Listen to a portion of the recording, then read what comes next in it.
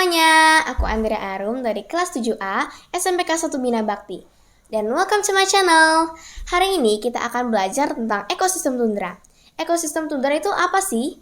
Jadi, ekosistem tundra adalah suatu bioma yang terletak di wilayah bumi sebelah utara, juga ditemukan di dekat Antartika dan terdapat di puncak pegunungan yang tinggi.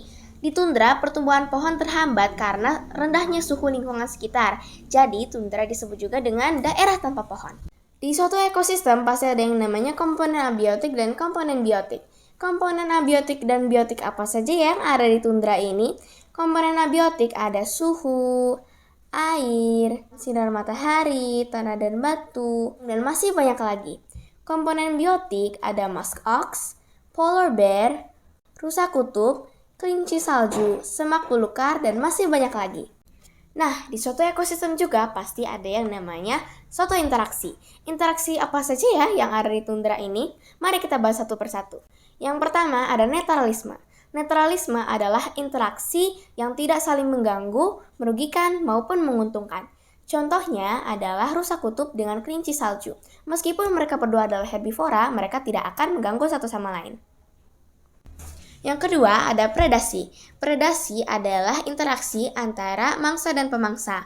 Contohnya adalah beruang kutub yang memangsa ikan. Yang ketiga ada kompetisi.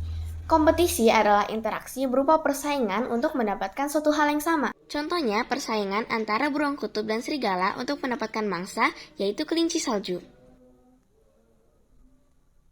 Yang keempat adalah interaksi mutualisme. Mutualisme adalah interaksi yang saling menguntungkan. Contohnya adalah bakteri yang tinggal di sistem pencernaan hewan herbivora. Hewan herbivora tidak dapat mencerna selulose, sehingga dibutuhkan bakteri simbiotik atau protozoa di dalam sistem pencernaannya. Yang kelima ada komensalisme. Komensalisme adalah interaksi yang satu diuntungkan dan yang satu tidak diuntungkan maupun dirugikan. Contohnya, ikan-ikan kecil yang mengekor pada ikan-ikan besar. Ikan-ikan kecil mendapatkan sisa-sisa makanan atau plankton dari ikan besar, serta mendapat perlindungan dari predatornya. Sedangkan ikan-ikan besar tidak merasa terganggu oleh kehadiran ikan-ikan kecil. Yang keenam ada parasitisme. Parasitisme adalah interaksi yang dapat merugikan salah satu individu inangnya. Contohnya adalah kutu yang hinggap di hewan berbulu, seperti musk ox.